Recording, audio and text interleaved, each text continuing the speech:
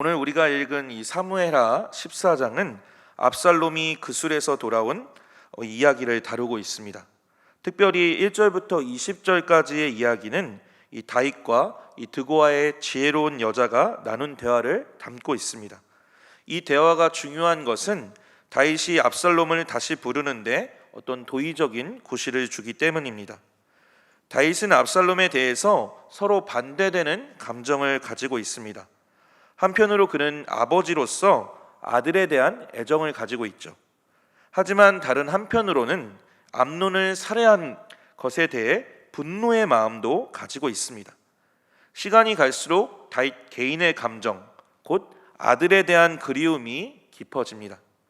또 그의 분노는 무엇보다 최고 재판관인 자신의 역할에서 느끼는 이 세상 사람들에 대한 책임감인데 심지어 두려움으로 바뀌어 갑니다. 다윗은 압살롬에 대한 그리움을 굳이 드러내 보이려고 하지 않았습니다. 그러나 1절에 보니까 요압은 다윗의 그런 감정을 잘 알고 있다고 나옵니다.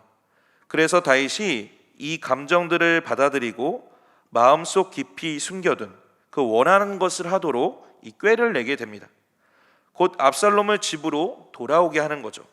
이 목적을 이루려고 이 요압은 드고아에서 온 이 지혜로운 여자를 다윗에게로 보냅니다. 그 여자에게 나단과 비슷하게, 이 12장에 나오는 나단과 비슷하게 가짜 탄원을 임금에게 내놓게 하여 임금이 이 판결을 내리도록 합니다. 신기한 점은 사무엘하 14장에서 이 다윗의 이름이 한 번도 언급되지 않고 이 임금으로만 불린다는 겁니다. 이 임금이라는 단어를 통해서 우리가 생각할 수 있는 것은 다윗이 공적인 사람으로서의 인상을 준다는 겁니다. 그렇게 요압의 꾀는 다윗의 사적인, 곧 아버지로서의 감정도 숨기지 않고 드러낼 수 있다고 뭔가 설득하려는 것처럼 보이기도 합니다. 5절에서 7절을 보면 그 지혜로운 여자는 자신이 고통을 겪고 있다고 꾸며낸 이야기를 다윗에게 하게 됩니다. 아들이 형제를 살해하고 이 피해 복수법 때문에 그도 죽임을 당한다면 그것은 그 아버지에게 옳지 않다는 것입니다.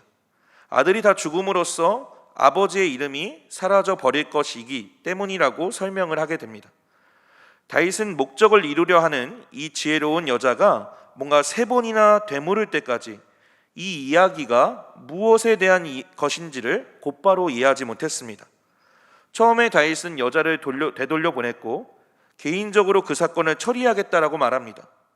여자는 이것을 뿌리치는 것으로 여기고 자신의 집안의 죄가 되기 때문에 자신의 청이 아주 중요한 간청임을 강조합니다. 동시에 이 사건이 임금과 관련되지 않아서 임금께서 이 사건에 관심을 두지 않는다고 자신의 걱정을 내비치기도 합니다. 이 9절에 나오죠. 다윗은 그제서야 여자의 간청이 심각하다는 것을 이해하고 그 여자를 보호해 주겠다라고 확실하게 약속합니다.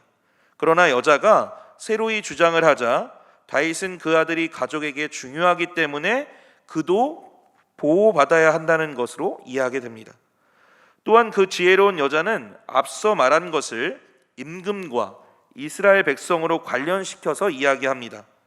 그 여자는 이 다윗이 압살롬을 쫓아냈고 그래서 중요한 아들 곧 임금 자리를 이어받을 사람을 백성들에게 주지 않았다라고 원망하게 됩니다. 오늘 본문 12절에서 13절에 나오죠. 다윗은 결국 그 지혜로운 여자의 이야기를 듣고 엄한 임금으로서의 공정한 위치가 아닌 이 자식에 대한 아버지로서의 사랑에 굴복하고 아들 압살롬을 다시 데려오게 합니다. 여기까지가 오늘 본문의 이야기인데요. 우리는 여기서 어떤 교훈과 어떤 묵상점을 얻을 수 있을까요? 하나님께서는 이 다윗과 압살롬이 화해해 나가는 것을 원하셨습니다. 첫 번째로 하나님께서는 화해를 위해 이 사람을 준비시키십니다. 우리 주변을 잘 살펴보면 이 사람이 필요한 곳, 또 사랑이 필요한 곳이 있지 않습니까? 그 가운데 중요한 것은 그 사람이 무엇을 필요로 하는지, 또 그 필요한 것을 잘 공급해 주는 것이 중요할 것입니다. 그러기 위해서는 이 관찰이 필요하죠.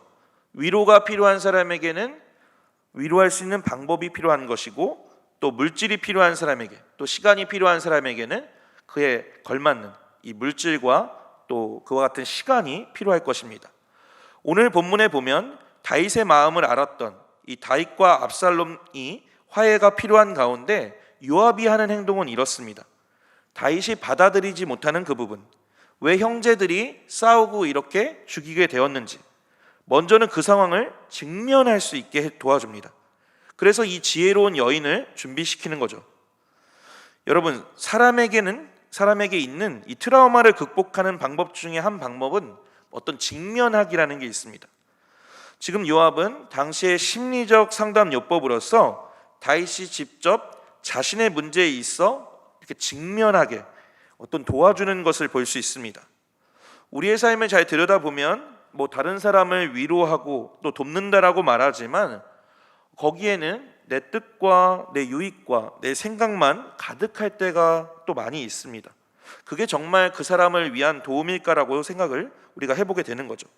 정말로 그 사람에게 도움을 주려고 한다면 이 받는 사람이 도와주기를 원하는 만큼 그 방법에 맞도록 도울 수 있는 게 제대로 돕는 것일 것입니다. 오늘 요압은 그 첫 번째로 필요한 사람을 만들어줍니다. 두 번째로는 이 필요한 상황을 만들어줍니다. 7절부터 이후로 보시면 이 요압이 만들어 놓은 상황 가운데 다윗이 그 여인과의 대화를 통해서 본인에게 무엇이 부족하고 무엇을 알아야 하고 또 어떻게 해야 될지를 이 직면하게 되는 것을 볼 수 있습니다. 우리는 이 부분이 필요합니다. 예를 들어 보면 아이들에게 기도를 시키겠다, 아이들과 함께 집에서 가정 예배를 드리겠다, 이런 고백들과 결단들을 많이 하죠. 하지만 그 속에서 여러분의 기도와 또 여러분의 삶에서 또 말씀을 통해서 이 뽑아내는 주요한 묵상과 메시지는 무엇입니까? 혹시 우리가 이 아이들에게 하고 싶은 이야기나 또 뜻 아닐까도 조심스럽게 생각을 해봅니다. 그래서 아이들이 어떤 가정 예배를 또 이렇게 잔소리로 들을 수 있습니다. 아이들에게 정말로 말씀이 온전히 전해지기를 원하신다면 아이들이 이해하고 접근할 수 있도록, 직면할 수 있도록 우리가 배려해주고 준비해주는 게 매우 중요할 것입니다. 요압은 이 여인을 통해서 다윗이 일어난 일, 이 압살롬을 이해할 수 있도록 타인화시켰습니다. 직면하기 이후에 이 타인화까지 이루면서 다른 사람의 이야기를 통해 내 이야기를 생각하게 함으로써 이 요압이 가장 하고 싶었던 가장 큰 이유는 다윗, 내가 네 아들을 이제 품어줘야 된다는 것입니다. 우리도 뭔가 전도를 하고 또 신앙 교육도 하고 우리도 누군가에게 뭔가 신앙을 전해주고 나누려고 하죠. 그렇게 한다면 가장 중요한 포인트를 잡아야 될 것입니다. 왜 그들에게 이런 것들을 하는가? 하나님께서는 너를 사랑한다는 그 키워드를 우리가 갖고 있어야 되는 거죠. 오늘 본문을 통해서도 여러분들이 이 포인트를 꼭 가져갔으면 좋겠습니다. 하나님께서 오늘 우리 새벽 예배 가운데 나오신 우리 성도님들이 만나는 또 삶의 환경 가운데 만나는 사람들을 통해서 그 하나님의 사랑을 전하기 원하십니다. 이 마음을 가지고 오늘 본문을 다시 한번 천천히 보기를 바랍니다. 저는 세 번째 포인트로 이 19절에서 20절을 보면 이렇게 말하죠. 요압이 내가 명령하여 그대로 했습니다라고 여인이 이야기합니다. 다윗이 이 말을 듣고 어떻게 하나요? 다윗이 그 부분을 받아들이게 됩니다. 우리는 다른 사람을 위로한다고 하면서 가장 놓치는 부분의 한 가지가 뭐냐면 하나님께서 행하시고 하나님께서 일하실 자리마저 혹시나 내 뜻과 생각으로 채울 때가 많이 있다는 겁니다. 저는 이 부분이 어떻게 보면 우리 오늘날로 가져와 보면 이 성령님이 하실 수 있는 그 빈자리 같습니다. 오늘 본문에서 요압이 단순히 이 지혜로운 여인에게만 맡겨놓은 것이 아니라 뒤에서 엄청 기도하지 않았을까 생각해 봅니다. 이 부분이 우리에게도 필요하게 되는 거죠. 정말 우리가 만나는 사람들을 위해서 내 옆에 허락된 그 인연들, 사람들을 위해서, 가족들을 위해서 정말로 나는 기도하고 있는가? 내가 그들에게 하나님께서 주신 선한 영향력들을 나누고 있는가?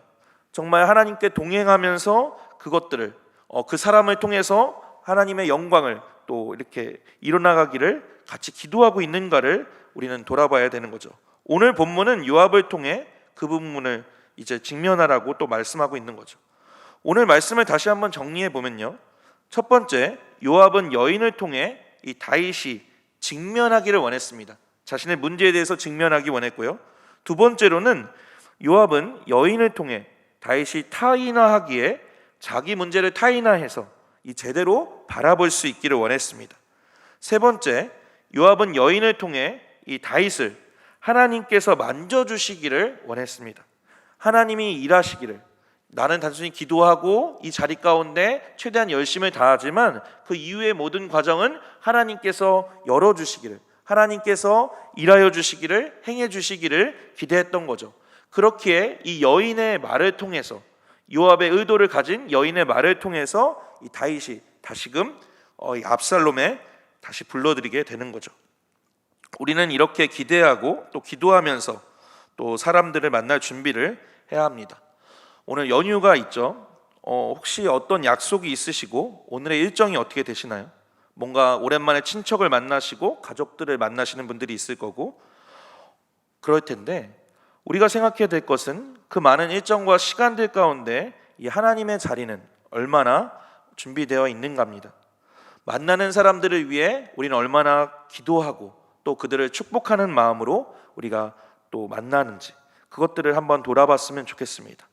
이 새벽에 기도하시는 우리 여러분들의 삶 가운데 하나님의 마음을 간직하면서 오늘 말씀을 기억하면서 그렇게 만남을 통해 또 축복 주시는 하나님의 은혜가 주어지는 그런 하루가 되어지기를 소망하며 이 시간 제가 기도하도록 하겠습니다.